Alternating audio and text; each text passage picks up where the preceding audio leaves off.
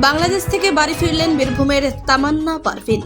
বাংলাদেশের সরকারি চাকরিতে সংরক্ষণ ব্যবস্থার সংস্কারের দাবিতে আন্দোলনের ফলে অগ্নিগর্ভ পরিস্থিতির জন্য বাড়ি ফিরে এলেন তামান্না। এখনও আটকে মুরাইরের গ্রামের ডাক্তারি ছাত্রী সুমনা সুলতানা।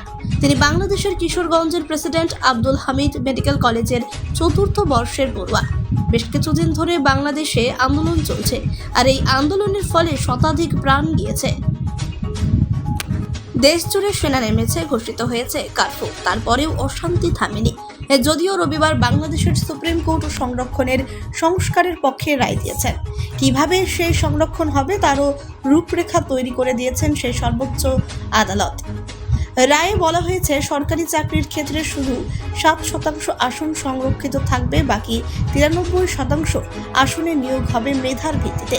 পাশাপাশি আন্দোলনকারী ছাত্রছাত্রীদের শিক্ষা প্রতিষ্ঠানে ফিরে যেতে বলছেন আদালত। তামান্না কাঞ্চনজঙ্ঘা এক্সপ্রেস বীরভূমের রামপুরহাট স্টেশনে নামেন। তিনি আমাদের জানান, এই ভয়াবহ পরিস্থিতি কাটিয়ে নিজের বাড়ি ফিরতে পেরে অনেকটাই খুশি সে।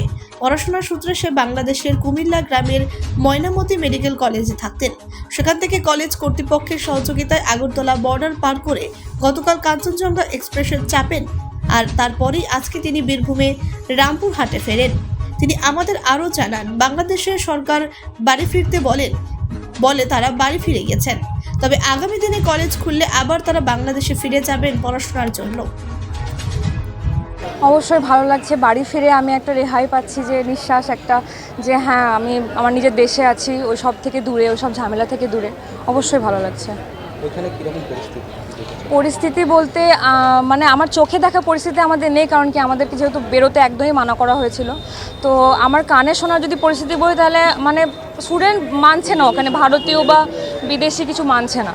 অ্যাটাক করার সময়তে ওরা কিছু শুনছে না, মানে দেখছে না যে ভারতীয় কি বিদেশ, মানে বাংলাদেশি যারা দেখছে না।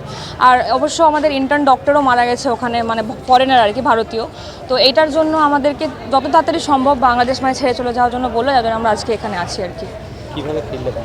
আমরা ফিরলাম আগরতলা বর্ডার পার করে, আমাদেরকে ওখান থেকে কলেজ থেকে পুলিশ মোতায়েন করে পার করিয়ে, আর ত্রিপুরা গভর্নমেন্ট আমাদেরকে ব্যবস্থা করে দিয়েছিল থাকার জন্য আগরতলাতে। আর তারপরে আমরা গতকালকে সকালবেলায় আমরা এই ট্রেন ধরেছি কাঞ্চনজঙ্ঘা এক্সপ্রেস আর কি। আমি ওখানে MBBS করছি, ডাক্তারি পড়াশোনা করছি।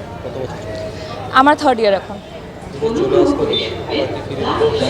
অবশ্যই ফিরে যেতে হবে, এত টাকার ইনভেস্টমেন্ট, আমাদের তো শুধু পড়াশোনা নয়, আমাদের বাবা মা রক্ত ঘাম করে ওখানে টাকার ফিজ দিয়েছে। এবার যদি আমরা না যাই, আমরা এই ফিজ কোনোদিনও ফেরত পাবো না। তো যদি সিচুয়েশান ঠিক হোক আর না হোক, আমাদেরকে ফেরত যেতেই হবে। কলেজ খুললে আমাদেরকে যেতেই হবে পড়াশোনার জন্য। ওখানকার সরকার আমাদের ভারতীয়দের জন্য আমার মনে হয় না কোনো সাহায্য আমি পাইনি, তো বাকি আমার জানা নেই। কিন্তু আমাদের ওই ইন্ডিয়ান যে হাই কমিশন আছে, উনি আমাদের মানে ফরেন স্টুডেন্টসদেরকে বেরোনোর ব্যবস্থা করে দিয়েছিলেন শেষের দিনে আর কি, বাস এতটুকুই। না, আমরা অনেক চেষ্টা করেছি রাজ্য সরকারের কাছ থেকে সাহায্য নেওয়ার, যে আমাদেরকে ট্রেনে, এই যে আমরা এত মেয়ে স্টুডেন্ট ছিলাম, আমরা জেনারেল বগিতে চেপে এসেছি। আমাদেরকে জেনারেল বগিতে চেপে অন্তত আমাদেরকে একটা সেফটি দিতে পারতো, আমাদেরকে একটা রিজার্ভেশন কামরায় চাপতে দিতে পারতো। একটা সিট চেয়েছিলাম, 18-20 জন ছিলাম আমরা, কিন্তু আমাদেরকে কোনো রকমভাবে সিট দেওয়া হয়নি। আমরা জেনারেলে কোনো রকম চেপে এসেছি, খুব বাজে অবস্থায়। আতঙ্কর মধ্যে প্রায় 1 সপ্তাহের ওপর। আমার নাম তামান্না পারভিন। বলছি, এই যে মেয়ে ফিরে এলো বাংলাদেশ থেকে, কেমন লাগছে? খুব ভালো লাগছে। কতটা আতঙ্ক ছিলেন? একদম কতটা আতঙ্কে ছিলেন? আতঙ্কে ছিলাম, প্রচণ্ড আতঙ্কে ছিলাম। যোগাযোগ হয়েছিল মোটামুটি 3 দিন আগে থেকে। মানে নেটওয়ার্ক মানে আমাদের ওখানে তো সব বন্ধ করে দিয়েছে, কিন্তু আমাদের এখানে জিও সিম ছিল বলেই আগরতলা থেকে যোগাযোগ হচ্ছিল। আগরতলা টাওয়ার ক্যাচ করছিল। কী করতেন? হ্যাঁ, মেয়ে ওখানে কী করতেন? মেয়ে পড়াশোনা করে MBBS। এই যে 3 বছর পর ফিরে আসতে, মানে 3rd ইয়ার কমপ্লিট করে ফিরে আসতে হবে, আবার যেতে হয়, তাহলে কি পাঠাবেন? যদি পরিস্থিতি ভালো থাকে তাহলে চেষ্টা করবো পাঠাবার, আর যদি সেরকম না হলে, আমরা যদি ভালো হয়, যদি এদিকে হয়ে যায় তাহলে খুব ভালো। আমরা পাঠাতে চাইছি না মেয়ে বলে, যদি এখানে হয়ে যায় তাহলে ওখানে পাঠাবো না। মেয়ের কাছে কী জানলেন, সরকার কীভাবে সাহায্য করেছে? ওখানে সরকার বলতে ওদিকে সরকার মানে প্রশাসন সাহায্য করেছে, ওদেরকে বর্ডার অবধি পৌঁছে দিয়েছে, কিন্তু কলেজ কর্তৃপক্ষ কোনো খোঁজ খবর রাখেনি। কলেজের কোনো প্রফেসর বা ডাক্তাররা কোনো খোঁজ, হসপিটাল বলতে, কিন্তু ওরা এখানে কোনো খোঁজ খবর রাখেনি যে কেমন আছো, তোমরা কী করছো। 9 জন ছিল, পরে বাকি সব চলে গেছিলো। রাজ্য সরকার থেকে কোনো ব্যবস্থা নেওয়া রাজ্য সরকার থেকে এখন তো খোঁজ খবর নিচ্ছে, আমাদের পুলিশ তলব করছে মেয়ে পৌঁছালো কিনা এসব। প্রশাসন লোক, কিন্তু রাজ্য হ্যাঁ, সরকার প্রশাসন, রাজ্য সরকার থেকে আমি এখনও কিছু হয়নি। যাই হোক, এই যে কেন্দ্র সরকার উদ্যোগ নিয়ে পাঠিয়েছে, হ্যাঁ, কেন্দ্র সরকার উদ্যোগ নিয়ে পাঠিয়েছি, যে রাজ্য সরকারও এখন করবে সেটা আমরা জানি না কি করবে।